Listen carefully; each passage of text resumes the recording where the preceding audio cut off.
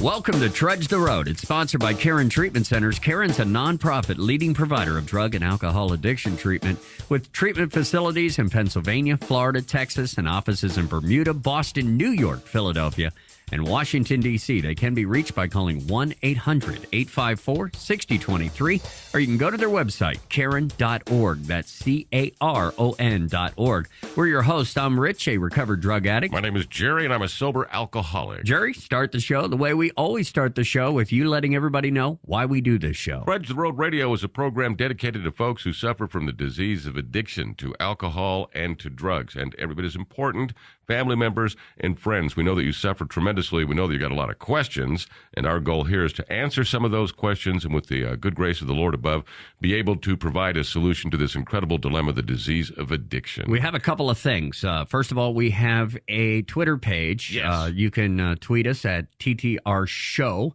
We also have a Facebook page, which is Trudge the Road Radio. You can catch all prior episodes on YouTube. Just type Trudge the Road Radio into the search engine, and boom, it comes up. And our newest thing that we have is a DVD. That's right. It stars you. Yeah, it does. It's called Jerry and the 12 Steps, and it is a fantastic, compelling recovery tool. And I'm holding a copy of it right here in my hands. Read the back of it. The back of it says, let me put my glasses on here real quick because I am an old man.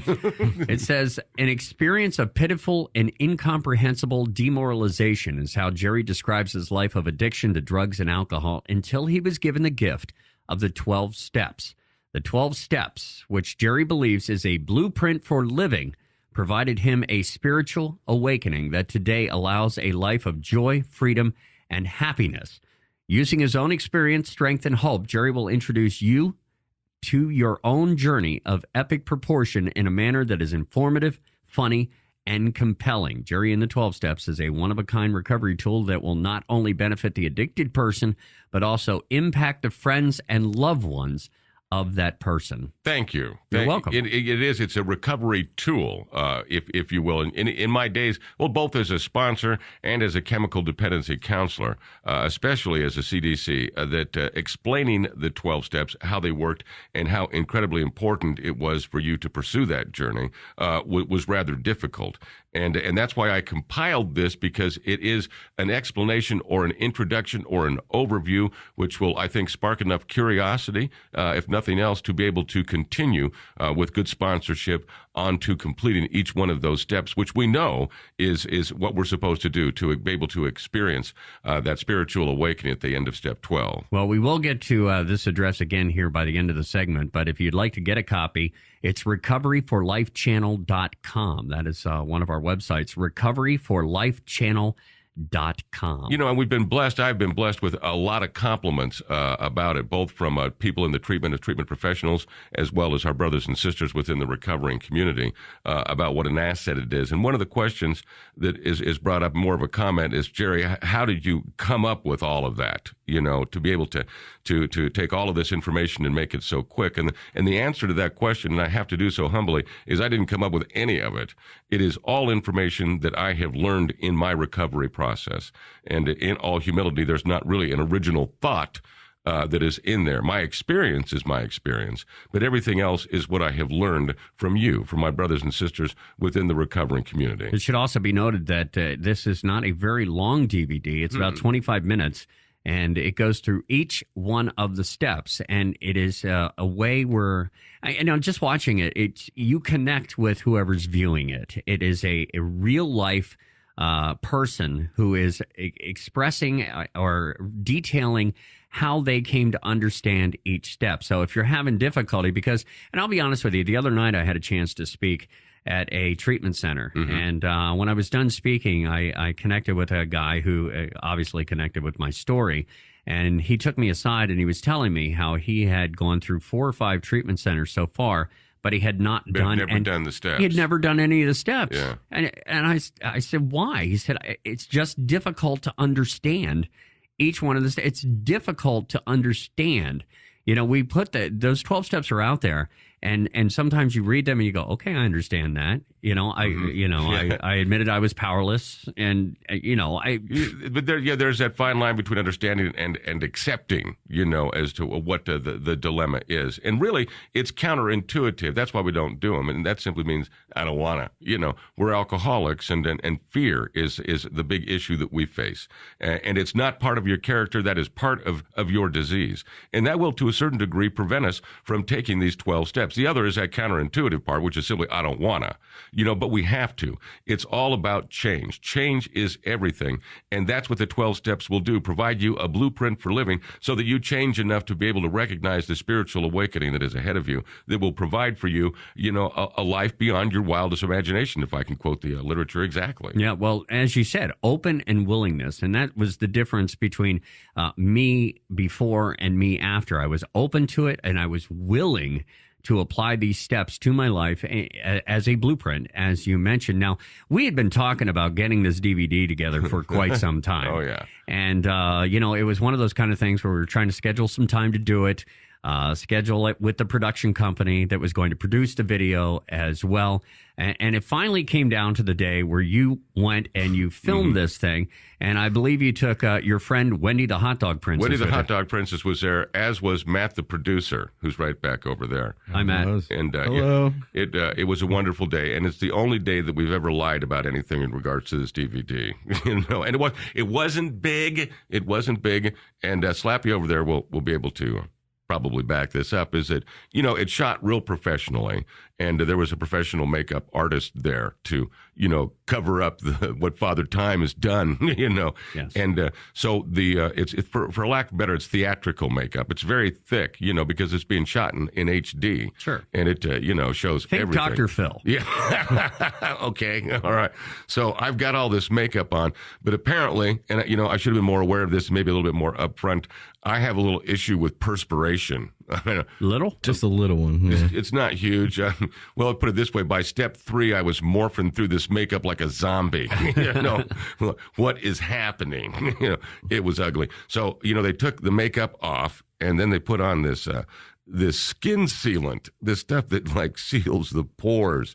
Oh, it's gross, and then reapplied the makeup, Well, even with this stuff on, didn't make any difference. I still, by step 6.5, sweat right through it again. So the director at that point said, well, the only thing we can do is shoot it real, which means, no makeup.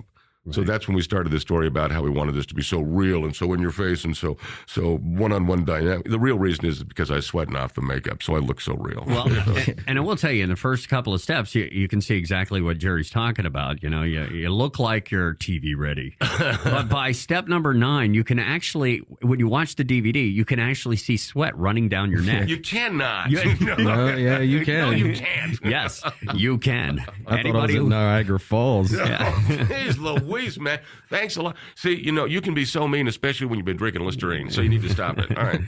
Well, the DVD itself, as I said, all seriousness, it is a very compelling, helpful recovery tool. And if you're trying to understand the steps, or somebody who is trying to understand it, try to motivate yourself to do them. You can get it at recoveryforlifechannel.com. It's even got a little picture of Jerry on there. Anybody who's ever wondered what he looks like. And I will say this, that in the picture, you're wearing an almost turtleneck, so we don't have to look at the sweat running down your neck.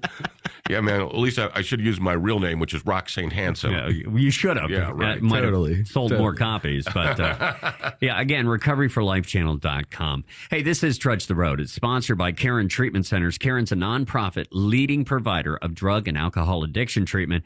Caron specializes in men's and women's services, as well as young adult males and females, plus a relapse program and outpatient services. If you're concerned about yourself or a loved one, call 1-800-854-6023, or you can go to their website, Caron.org. That's CARON.org. For Jerry, I'm Rich. This is Trudge the Road. You're listening to Trudge the Road. Coming up, Rich and Jerry discuss T-shirts and slogans at conventions and how resentments can ruin your recovery. That's next on the Trudge the Road Radio Network. Hi, this is Rich, your co-host for the Trudge the Road radio program, and there's a question I get all the time, and that is, how do we catch prior episodes of Trudge the Road if we miss the radio show? And it's very simple. You just go to youtube.com and in the search engine, type in, without any spaces, Trudge the Road Radio, and all our shows will come up. We also invite you to like our Facebook page, which can be found by typing Trudge the Road Radio with spaces into the search engine. And thank you from Jerry and myself for listening to Trudge the Road.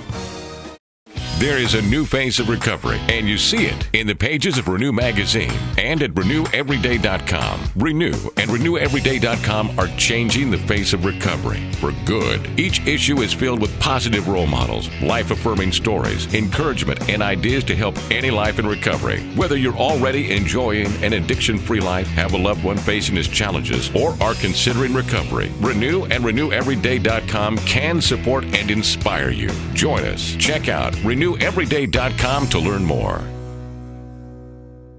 At Northbound Treatment Services in Newport Beach, California, we believe that treatment is the beginning of a new way of life. Our brand signifies our own commitment to help our clients find new direction and strength on their road to recovery. Our mission is simple: to assist our clients in successfully celebrating 1 year of continuous sobriety. This mission is achieved through unique treatment models, individualized treatment plans, graduated phase systems, and exceptional staff, 12-step philosophies, and a strong alumni program. The Northbound Experience focuses on effectively delivering innovative treatment. We are located in the beautiful and vibrant recovering community of Orange County, California. The Northbound Experience takes our clients beyond treatment. We are Northbound.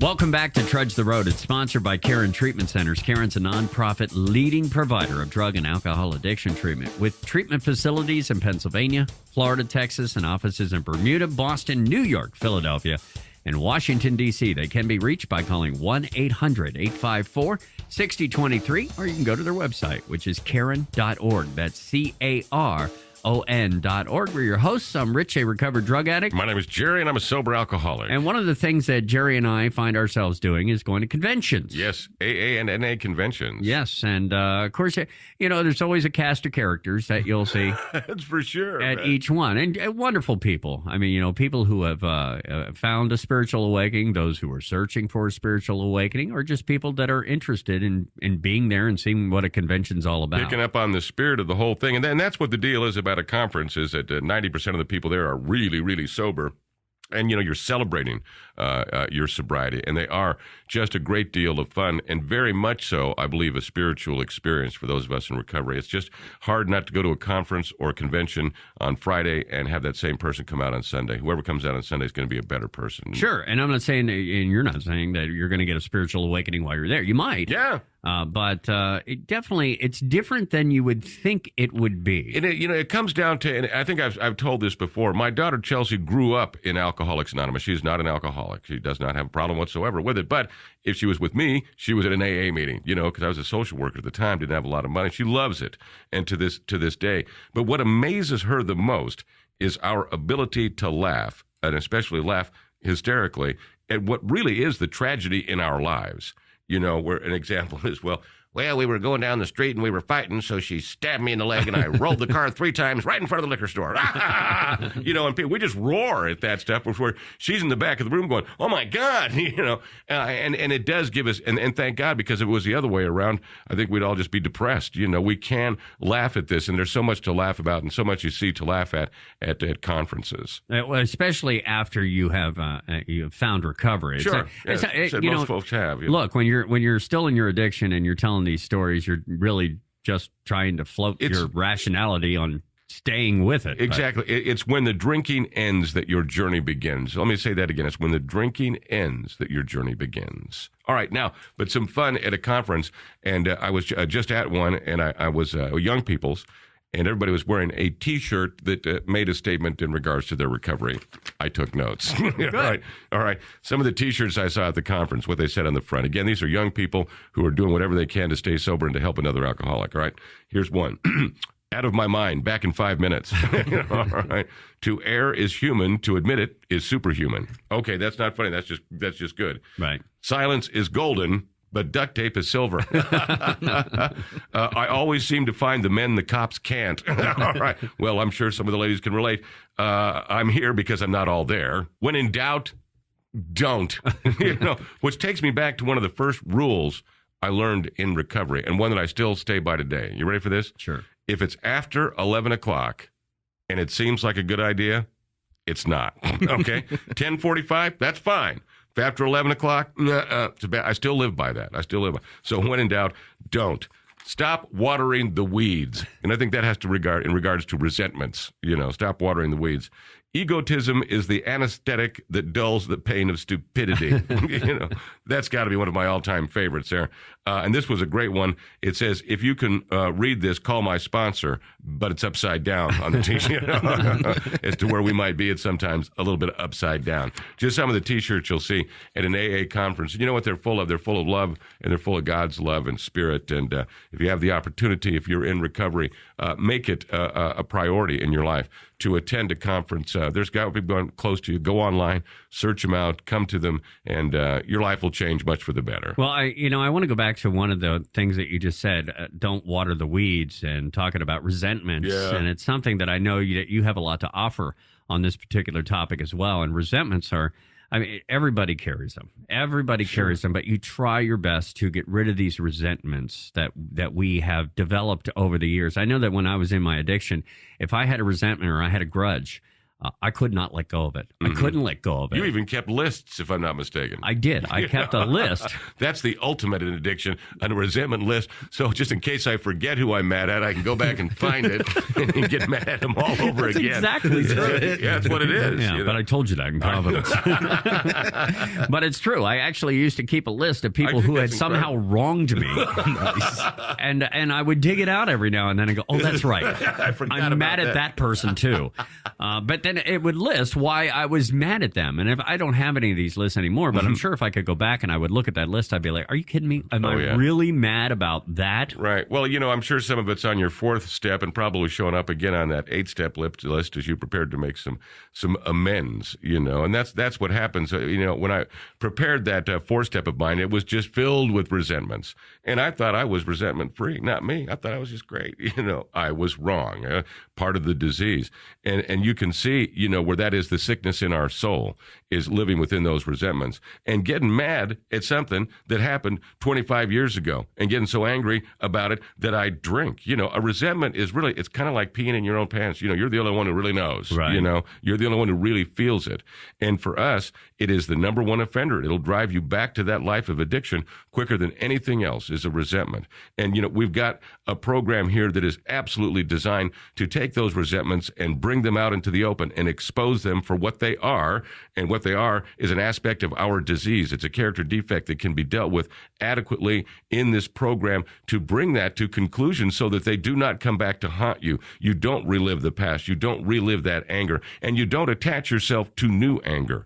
It's life on life's terms, happy, joyous, and free. And really, that's what we were looking for in the drink, And for those of us who are listening right now who are addicted people, this. In the last couple of years that you were drinking or using, it wasn't about having a party anymore. It wasn't about, celebrating anything. It was about not dying. It was about being able to continue, because that whole thing in the brain is going on, that phenomenon of craving that Dr. Silkworth identified as the allergy that our brain, it tells us, if you don't get this drink or if you don't get that drug, you are going to die. And that's seriously ill, being seriously ill, suffering from something of that nature, and the behavior that follows it, which creates so many resentments based on what we did, but really so many times can't see our role in this until we get here, and it's brought out into the open and exposed for what it is. Again, an aspect of this disease, not an aspect of your character. We don't know who you are in the 4-step. We just know now who you are not, but we're going to find out coming up in the steps just exactly who you are. So when I go to a conference, is it okay to get a T-shirt that says resentments are like peeing in your own pants? Maybe we're on to some. That probably wasn't the best example I could give. No, but I'll tell you what, it's completely relatable, though, because you're the only one who knows it. Yeah, you're the one who's feeling anything. Except it's visually. It shows up after a while. People know. I mean, if you're holding on to a resentment, people know if you're, because anything that kind of ticks you off or you start talking about it, people are like, why are you so angry about this one thing? But, talking about resentments, how does one absolve these resentments? It's within the process. And as I said, the first thing is exposing them, finding out what they are in the 4-step, looking at the resentment and finding out what my role is in it, because that's what's really bothering me is what I did, even though I don't even maybe admit it yet and barely even recognize it. Within that 4-step, we'll see what role we played. And that's what really has to be dealt with. And when we deal with our role in these issues, and that's processed throughout the steps, those resentments will be brought to conclusion. And again, as I said, that provides us the opportunity to not attach ourselves to any more hate, anger, or fear as we go along. Anytime that you have this anger towards somebody, really, you could isolate each one of the people that you're mad at. And then you have to really kind of take a look at, and this is just my case when I look at people that I'm angry at, and I have to think about really what is the consequence. I think it through, kind of like my addiction. It's the same thing. If I was to go out and use, what would happen? I would obviously get high, and then I'd start doing things that I shouldn't be doing. And then by the end of its run, because I am a crystal meth addict as well as addicted to many things, but the crystal meth thing, 5 days later, where am I going to be? I'm going to be miserable, angry, pitiful, incomprehensible, demoralization. Exactly. And then, of course, I'm going to sleep for another week, and then I'm going to have all that guilt. So one of the things that I always do with myself is try to think things through. And much like a resentment that I might have or somebody that has angered me, how am I going to react to that person? Am I going to hold on to that as well as they might not even know I'm angry at them. Mm-hmm, mm-hmm. They might think that that things are cool. But, inside, I'm burning up. I can't stop thinking about it. I'm driving down the road. I got the radio off. That's addiction. That's alcohol. And I'm yelling at them in my head or out loud into the rear view where I'm pointing my finger and doing all this kind of stuff. But, through time and working these steps, I actually have gotten to a point where, look, I'm human. I get mad at people and I get mad at things. But do I let it rule my life? Does it take control of everything? And then everything I do is connected to that resentment? Absolutely not. Mm-mm. And I feel so much better as a person that I'm actually able to work through these things and not hold on to this and take my little list that I used to keep and burn it. And I think you brought up an interesting point, and I think that's something that folks need to realize about if you don't have this disease. It is not how much you drink or use or how often you drink or use. Really doesn't have that much to do with it. It's what happens when you drink or use, and as we've said before, the person not addicted to these substances, what happens when they drink? Dinner, what happens for us at dinner in Bangladesh, you don't know what's going to happen once the drugs or alcohol become completely antisocial, really, at the first drink and unpredictable after that. But it goes back to that selfishness and self-centeredness, that inability to see our role within the behaviors that have caused us so much resentment. And that's the problem. That's the problem is selfishness and self-centeredness, the root of all of our problems. And the one thing that will kill us is that it's not the booze, it's that selfishness and self-centeredness. And again, it was in the process of doing that 4-step where I'm writing down all these people I've got, I hate this guy because of that, and then brought to my attention that I played a role in this. And to see that and to recognize it and understand that, that really what is needed to be dealt with is my behavior, my role in this. There's a spiritual aspect of this that's difficult to explain, but anybody who's done the steps has experienced the fact that the resentments, so much are just removed from you. So much of that hate, so much of that anger, so much of that fear. Sure, you do a lot of work in processing them through the steps, but God definitely does his part and just takes so much of that away from you and replaces it with his love. Jerry has a DVD out. It's called Jerry and the 12 Steps, and you can get it at recoveryforlifechannel.com. And when I say Jerry, I'm talking about the guy who was just talking right here before me. That would be me. That would be you.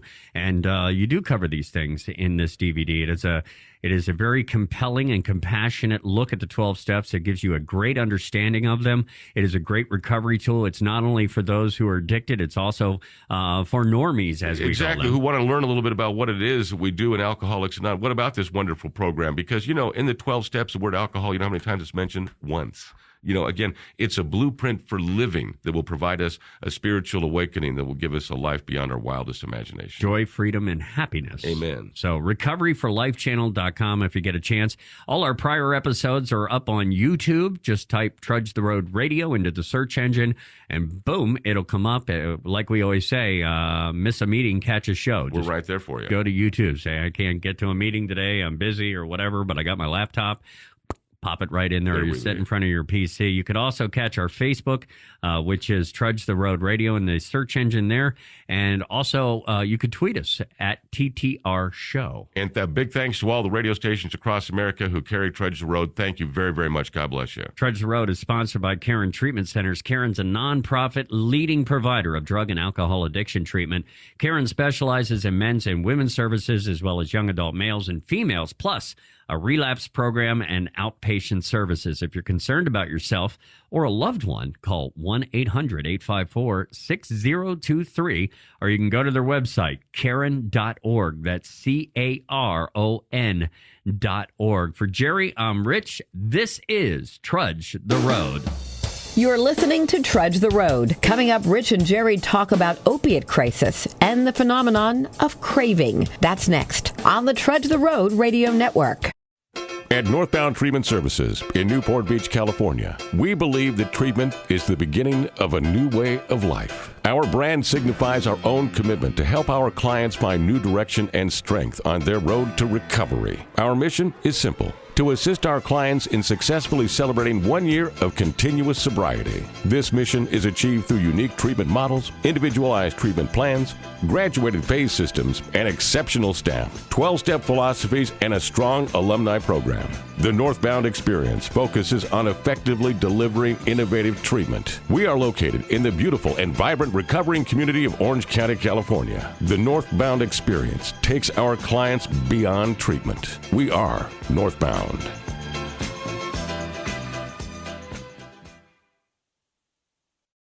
Hi, this is Rich, your co-host for the Trudge the Road radio program, and there's a question I get all the time, and that is, how do we catch prior episodes of Trudge the Road if we miss the radio show? And it's very simple. You just go to youtube.com and in the search engine, type in, without any spaces, Trudge the Road Radio, and all our shows will come up. We also invite you to like our Facebook page, which can be found by typing Trudge the Road Radio with spaces into the search engine. And thank you from Jerry and myself for listening to Trudge the Road.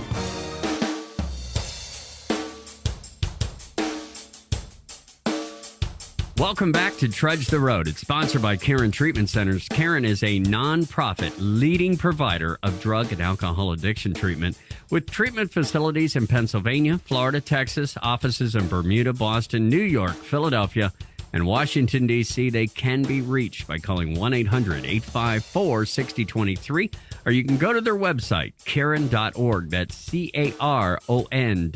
We're your hosts. I'm Rich, a recovered drug addict. My name is Jerry, and I'm a sober alcoholic. Now, in the first segment today, we talked a little bit about the DVD, Jerry and the 12 Steps. Thank you. By the way, you can get that at recoveryforlifechannel.com. In the second one, we talked about T-shirts at conventions. In this particular segment, though, we want to talk about opiate crisis. Ew. And this is a topic you've chosen today, so I'm going to let you run with your thoughts. Well, it's just because I've learned a great deal. It was my honor to be at the National Association of Treatment Professionals Conference in San Antonio, Texas. And you know what the best part was? I wish you guys would have been there. But most specifically, I would like Matt, the producer, to have been there. Matt's a musician. Best part of the conference was the band, the Tejas Brothers. Oh, I am telling you, they were just unbelievable. San Antonio, Texas, just an absolutely beautiful town. Yeah. And the culture is phenomenal, from the food to the music, the people. It was wonderful. And the recovering community down there could not have been more open and gracious. And it's just an exciting place to be. And I learned a great deal. And so much of the focus of this conference was on, the issue of opiates and the horrendous problem that we have within our culture, and how to address that. And just to give you, some idea of what it's like, prescription opiate overdoses killed nearly 16,000 people in the United States in 2010. Wow. That's more than 5 times the number killed by these drugs 10 years previously. 5 times. Now, in 2010, about 12 million people in the United States aged 12 years or older reported non-medical use of prescription opiates in the past year. That's phenomenal. 12 million. Nearly 500,000 emergency department visits in 2010 were the result of people misusing or abusing prescription drugs. And deaths from drug overdose driven by the increase in prescription opiate abuse now outnumbers those caused by automobile accidents. So, in my estimation, that's an epidemic. Well, it is, and you're quoting numbers from 2010, and we've seen such a dramatic increase just over the last 10 years, as you mentioned. Just imagine the last 3 years, a lot of data not available yet on 2012, 2011, 2013, and this really is, and I think you used the word epidemic, it is an epidemic. And the thing about us is that we see it firsthand. We're deeply involved in the recovering community, and we see on a daily basis. As a matter of fact, you're going to detox next week to share your experience, strength, and hope. And just a decade ago, and this is in the Northeast, going to detox on a Sunday morning to bring a meeting of the recovering community, I would say that the average person, of course, it's by sex, so it was all men, was probably 30 to 50 and in there for alcohol. Just 10 years ago. Now today, and you'll witness this yourself when you walk in there, they're 18, they're 19, and it's heroin. And they start with the pills, the oxy that they'll steal out of the cabinet from mom or from grandma, or the, stuff that you had knee surgery and it's sitting up there. All kinds of people have that prescription drug sitting and don't even realize that they've got an opiate sitting in the medicine cabinet. The kids get a hold of it. They get started. They get hooked. They start buying them on the street, and they sell them basically by the milligram, so the more the milligram, obviously, the more it's going to cost. And it becomes prohibitive. The expense. So what do? You go to the next best. What's the cheapest alternative to this? It's heroin.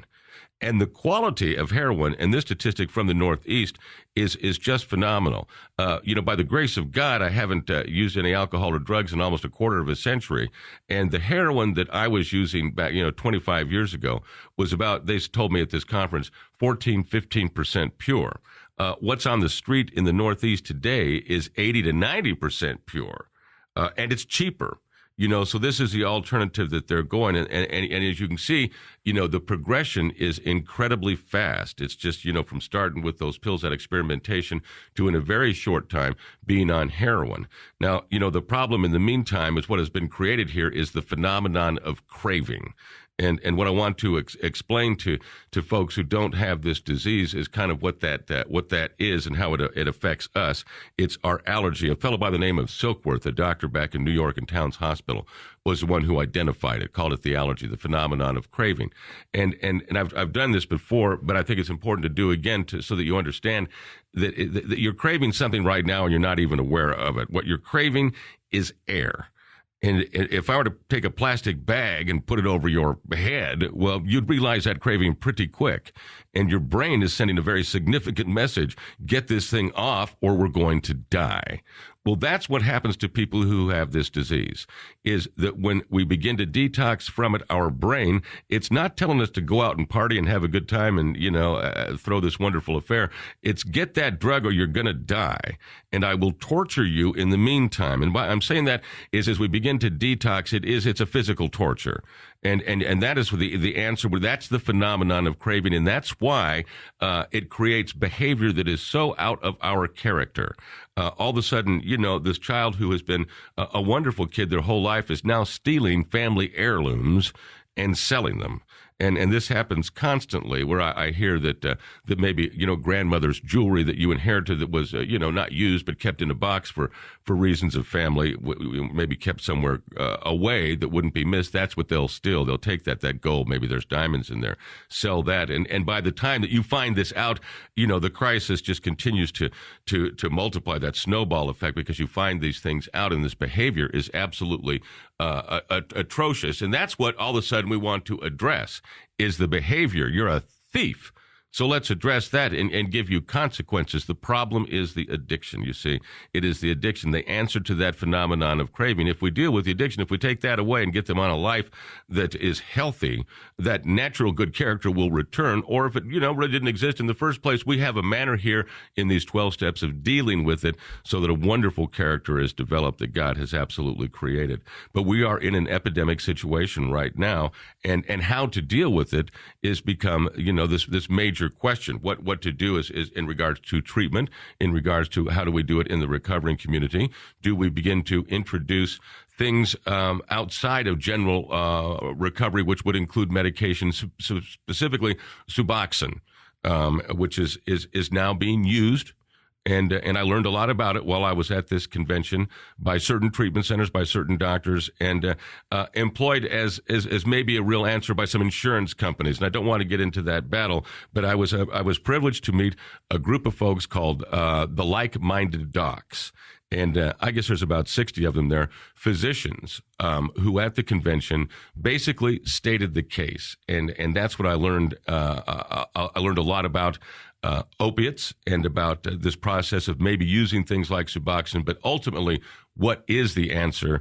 And I'll have to concur with them. Yeah, I tell you, things have changed so much since we were younger. I don't know that we were stealing any sort of prescription medicines out of our cabinets and things like that. I mean, a lot of us, when I was younger, I told you that, I started my alcoholism started at 14 and my drinking was a daily thing. I was considered the worst of the worst. And I'm not saying that there wasn't heroin addiction and there wasn't prescription drug, but not on the level that it is today. Mm-hmm. The accessibility. It seems like doctors, and again, I'm not putting an onus on doctors here, but everybody's writing a prescription for something. Everybody needs something. You've got you can't sleep. Well, Here's a prescription for this. Or you can't do this. You can't concentrate during the day. Well, here's a prescription for this. Oh, well, listen, I just had back surgery not too long ago. They prescribed enough to knock out a moose. Tell us about the Like-Minded Docs. Oh, before that, just a little bit of history in using things outside of 12-step basic spiritual recovery. We can go back to the 60s, where all of a sudden there was a cure for alcoholism, and it was called Valium, right. And it didn't work. Along comes, the heroin addiction problem, and here comes methadone. And, that was the methadone whole problem is just the way that it was administered.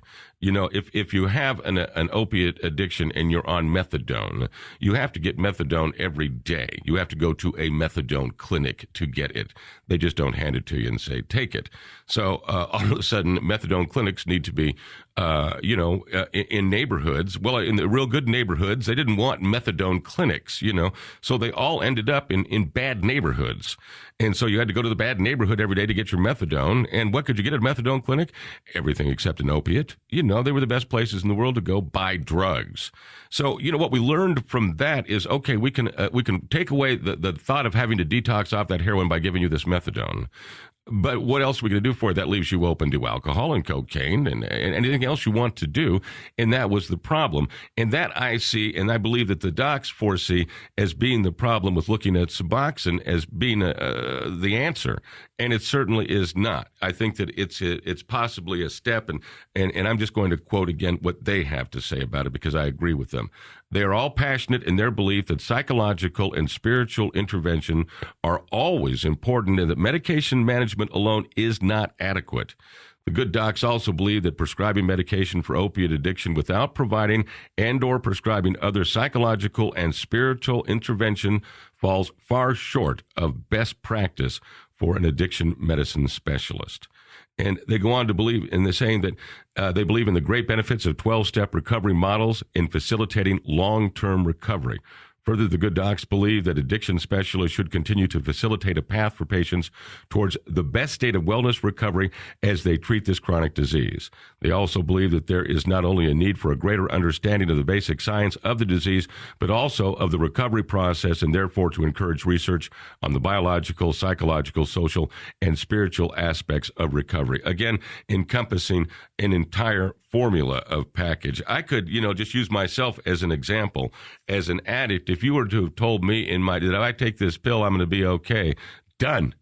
done because I didn't think there was anything wrong with me except my addiction. If you took that away, I would be just fine. Sure. Au contraire. That's just a symptom of the disease. And to facilitate an individual into recovery by simply giving them some medication is just bad medicine. It's bad medicine. There has to be a form of recovery. We have to bring them within the recovering community. And I was exposed at the National Association of Treatment Professionals Conference to the finest treatment centers in the world, the absolute best in the world, offering so much. But again, treatment has to come to an end. There has to be a process where we assimilate this individual back into society. That's where recovery really begins.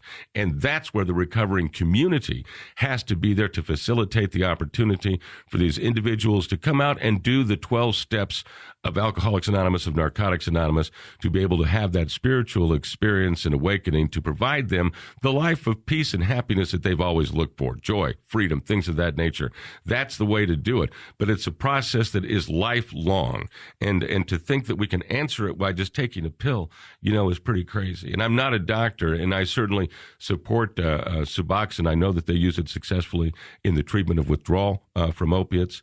And again, I'll concur with the docs. If that's going to be done, that's going to be done. But let us make sure that there is a program of recovery that includes those psychological, spiritual, and social elements so important for us, especially taking into consideration that the new person, the new face of addiction is a child, really 18, 19, 20 years old. It's special. It's a lot more delicate, I think, to deal with in the recovering community because they're coming in with less life experience, and what life experience they have, their old thinking, if you will, is all bad.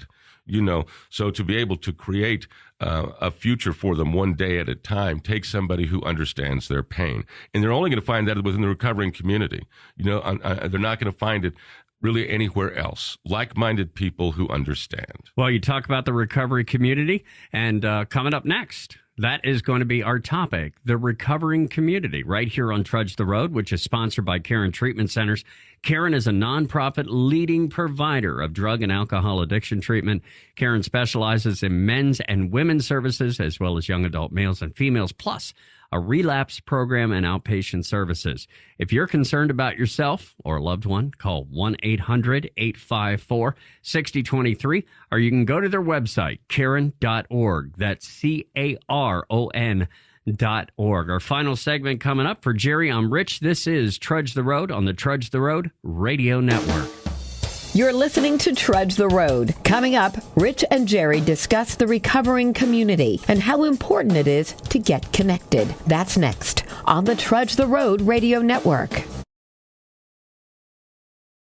At Northbound Treatment Services in Newport Beach, California, we believe that treatment is the beginning of a new way of life. Our brand signifies our own commitment to help our clients find new direction and strength on their road to recovery. Our mission is simple: to assist our clients in successfully celebrating 1 year of continuous sobriety. This mission is achieved through unique treatment models, individualized treatment plans, graduated phase systems, and exceptional staff, 12-step philosophies, and a strong alumni program.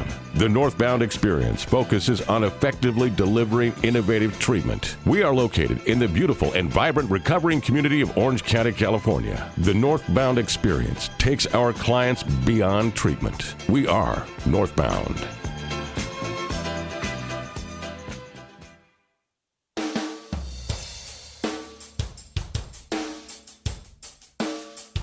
Welcome back to Trudge the Road, sponsored by Caron Treatment Centers. Caron's a nonprofit leading provider of drug and alcohol addiction treatment with treatment facilities in Pennsylvania, Florida, Texas, and offices in Bermuda, Boston, New York, Philadelphia, and Washington, D.C. They can be reached by calling 1-800-854-6023. Or you can go to their website, caron.org. That's CARON.org. We're your hosts. I'm Rich, a recovered drug addict. My name is Jerry. I'm a sober alcoholic. We talked about the opiate crisis in our third segment, also T-shirts and conventions in our second. And we started off by talking about the steps and change and your DVD, Jerry, that is out there called Jerry and the 12 Steps, which is available via recoveryforlifechannel.com. In our final segment, we want to talk about the recovering community and how important it is to get connected with the recovering community and how it plays into your recovery in general. And I think the most significant thing we can do is address what the issue is about you and your fear. Who, I want to go to one of those meetings. Oh my goodness, and everybody I'm sure has a preconceived notion of what it's like at. Well, and I've said this, and when I share my experience, strength, and hope, and how I would get myself all cleaned up, but I would never go to a meeting because my idea of what a 12-step meeting was from what I saw on TV or I saw in movies. And, right. And it's nothing like that. Yeah. Somebody stands up there and says, "Hi, I'm Rich and I'm an addict or an alcoholic." That part's right. But it's after. You can't capture the spirit of it on a movie or on a TV show. Obviously, you can't. It's even if you look at, and I'm an AA historian just by hobby, and if you look at some of the artwork that was done in the late 40s and through the early 50s in regards to Alcoholics Anonymous, it was kind of that cloak and dagger look, guys in overcoats and they got hats on going into a church basement. Right. It looked kind of dark, and that whole anonymity thing, and that's a whole nother topic to talk about at one time. So it gave, we kind of gave ourselves a little bit of an image, I don't want to be seen, and with this group of people who are known alcoholics, well, the truth of the matter is if you're going to an AA meeting, everybody already knows you're an alcoholic, God forbid somebody would think you're going there to do something about it.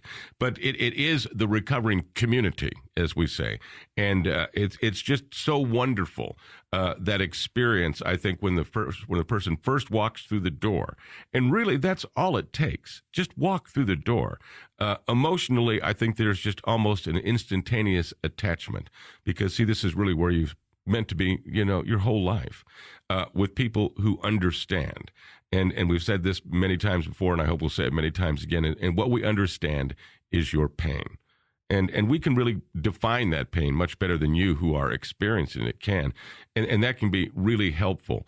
The truth of the matter, is that when you walk through the doors of AA or NA, we already know about 90% about you, It's just the details we really don't know. We are people who share so much. And if you were out there, and you felt like you were the black sheep of your family or maybe the black sheep of society, and you walk into AA or NA, welcome to the rest of the herd. You know what I'm talking about? Right. It's a feeling that is palatable. It is an understanding that I think is almost assimilated immediately when you walk in there. And I believe that's really in the first step of the spiritual process of this. One thing that I know is that God is in these meetings. And if I can quote Rabbi Dave, a friend of mine who was actually a professor, brilliant man, 3 PhDs, and he's a rabbi. I would have never approached him on campus. I mean, he was, just as high as you could get. But I bumped into him at an Alcoholics Anonymous meeting in Louisville, Kentucky. The 11-step group still meets Sunday nights, Token 3 Club. There he is at this meeting, and I was astonished, and as I said, I wouldn't address him on campus, but you're at an AA meeting, you're on my turf, And so I walked up and I said, "Rabbi, I had no idea you are an alcoholic." And he said, "Oh, I've never had a drink of alcohol in my life." And I'm going to ask the next obvious question. What are you doing here? Right. And he looked at me almost puzzled, and he said, "Well, I love to be among the chosen ones." And I did say, "Well, I am no theologian, but I do believe that your folks who make that claim." And he said, No, you don't understand what you're chosen for. He said, "You have the open porthole of communication to God in these rooms, and I love to come here because, Jerry, I believe that God is in the temple, and I believe that God is in the cathedral, but I know that he's in meetings of Alcoholics Anonymous because I hear him out loud." And that's the truth of the matter, is that in our literature, we're referred to as agents of God on earth, and he doesn't use the word agent. He uses the word angels. And the fact of the matter is that when an alcoholic or a drug addict screams those words we've all screamed, "God help me," and God always does, but what does he do? He's going to send you or me. There is no cure for this disease at Dartmouth or at Yale or anything of that nature. It's a lifelong endeavor, and we have been given the solution. And it is up to us, so we are direct agents for God, and we have to get instructions. And where do we get our instructions? It's within the meetings of Alcoholics Anonymous. The things you got to take into consideration, here is a man who is literally brilliant, written countless textbooks, an incredibly religious man, and a very spiritual being who comes into the rooms of Alcoholics Anonymous, where sociologically we may be labeled as the losers, comes to us to be able to hear what God's instructions are. And they're always good, always good. And that's the thing that will grab you. That's what will grab you. And it's very subliminal in how it starts, through the step process. But it's, again, an introduction to a power greater than yourself, because, see, that's been the problem all along, is trying to find some power by which we could live by, and that's been our own. And we have a good record of that, and it's bad. If we can find another power to solve this dilemma, then we can live, and that's where it is. It is, God is however you choose to understand him, a power greater than yourself that can take you, protect you, guide you, and lead you to where we've been seeking the whole time. And what we've been looking for the whole time is peace of mind. The party ended years and years ago. We haven't looked for that rowdy fun of whoopee parties, as the big book says. It's just a matter of trying to buy a minute of peace of mind within that addiction.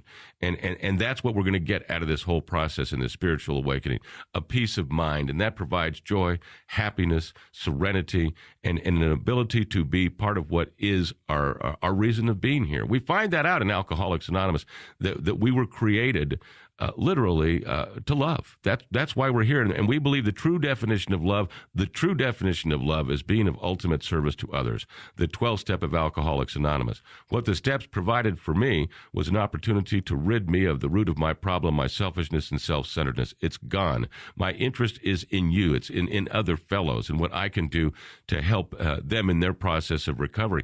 And that's what gives me what I was looking for, that feeling I've always tried to find in alcohol and drugs. I finally discovered in helping other people. As wild as that may seem, that's where it's going to end up. And it's a beautiful thing, because what we do find here is not only a solution to this incredible issue of alcoholism and addiction, but we find the reason that we were created and live a life that is just exemplary. And I'm so proud to be a member of this incredible organization and be part of a recovering community, a group of people who are like-minded, a group of people who absolutely understand, and nothing against those who don't have addiction, but if you don't have it, there is no way you can possibly understand the pain. It's torture. We call it the torture of body, mind, and soul. And that definition is used in our literature. It's also used in the Bible, and it's the definition of hell. And that's what we as drug addicts and alcoholics experience literally on earth, is hell. The beauty of this program of recovery through the recovering community in the 12 steps is literally on earth we get to touch a piece of heaven. It's just the exact opposite. And I think that's just for us, because we will function, in a role for God while here on earth. And I believe that our author of our book, Bill, when he said being rocketed into the fourth dimension, I believe that's what he meant. Well, I always go back to Little Joe, who was a guest on our show, one of our first guests when we first started doing the show. And Joe talked about connectedness and how important that is to get connected with like-minded people, a phrase that you just used. And I referred to when I got myself cleaned up several times back in the 90s and how I never went to a meeting. And sure, I was clean for about a week, but I was always staying connected with those that were a negative influence on me. And they were people that were like, okay, good. I'm glad to see you cleaned up. You want to do a little bit later on? And it would always fall back into that because I was still connected to those negative people. And it wasn't until I got myself in a 12-step meeting of AA and NA, and I started getting connected with other people who wanted to stay clean, as opposed to people who, we got cleaned up for about a week and let's get back out there. Yeah, people, places, and things have got to change. You got to change the people. You got to change the places. You got to change the things. That's what it's all about. And that's the beauty of coming into this organization, is that you're at home immediately. You will feel that bond without a word being said, and once the words are communicated, you'll know you're at home. They've got this thing in treatment centers, and we love and support them all. But the 90 and 90, do 90 and 90. To me, that sounds like doing time. No, come out of that treatment center and come home. Come home. We're waiting for you. And we're here for the rest of your life. You have been sentenced to 90 and 90. No, I gave out the chips at a meeting this morning, as a matter of fact, and we got to the 90-day chip. I always say 3 months, because 90 days sounds like something the judge gives you. Right. I want to give you a 3-month chip. Well, listen, this is Trudge the Road. It is sponsored by Karen Treatment Centers. Karen, a nonprofit leading provider of drug and alcohol addiction treatment. Karen specializes in men's and women's services, as well as young adult males and females, plus a relapse program and outpatient services. If you're concerned about yourself or a loved one, call 1-800-854-6023. You can go to their website, Caron.org. That's CARON.org. Just a couple of programming notes before we go out. We do have a Facebook page. Just type Trudge the Road Radio into Facebook. We also have a Twitter feed, which is constantly moving, and that's at TTR Show. And we also have a website, trudgetheroadradio.com. You can go there. And, of course, the YouTube. You know, Matt, you just revamped the YouTube page a little bit. It's got a whole new look, man. All right, check that out. Just type Trudge the Road Radio into, actually, when you just type the word Trudge, you'll see Trudge the Road Radio come up. And you can catch all our prior episodes up there as well. And just one more time, want to mention that Jerry does have his DVD out. It is Jerry and the 12 Steps, and it is very impactful. It's very compelling. It's very educational. And I think that when you see it, it's really going to help you get a greater understanding of the 12 Steps. And you can get it at recoveryforlifechannel.com. Jerry, thanks. Thank you very much. God bless. All right. This is Trudge the Road on the Trudge the Road Radio Network. You've been listening to Trudge the Road. If you'd like to catch prior episodes, you can visit our website, trudgetheroadradio.com, and keep listening for new episodes on this great radio station, which is part of the Trudge the Road Radio Network. Thank you for listening to Trudge the Road. The opinions expressed in the show are those of myself, Jerry, my co-host, Rich, and our guests, and not necessarily those of the Care and Treatment Centers. For more information regarding the show, go to our website, trudgetheroadradio.com.